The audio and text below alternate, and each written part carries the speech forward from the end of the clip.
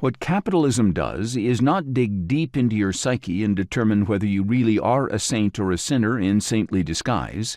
It does not care in the slightest whether you are simply selfish.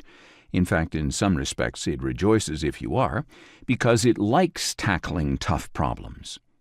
However selfish you are, it converts your selfishness into a collective good. Why?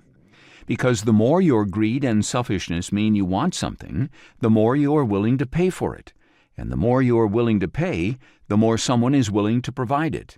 And the more they are willing to provide, the more they will pay people to produce and finance it. There, in a nutshell, we have the essence of capitalism and free markets. No one needs to tell you how to behave or what you should produce or whom you should employ or finance. A series of chain reactions set off a process that automatically delivers the desired outcomes.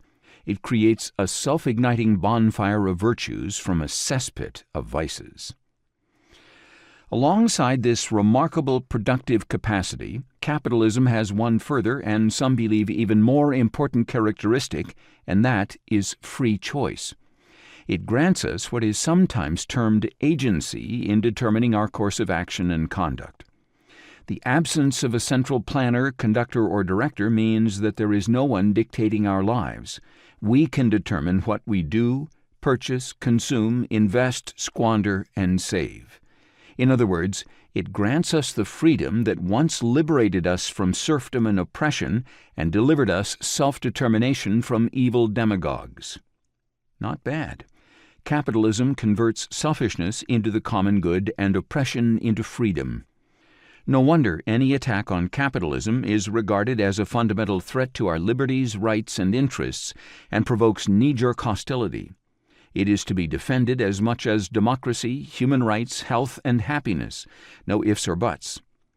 Even a mild questioning of the merits of capitalism risks your being tarred with the brush of communism or socialism, a central planner wolf disguised in capitalist's sheepclothes, the most dangerous of them all.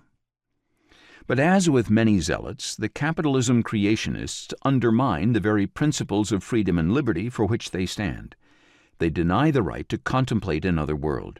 It is not that capitalism is without immense merits, and it is not that the alternatives of socialism and communism are not without tremendous defects and dangers.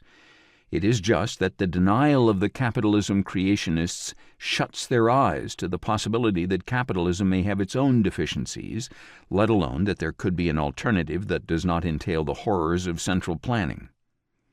Is there anything wrong with capitalism?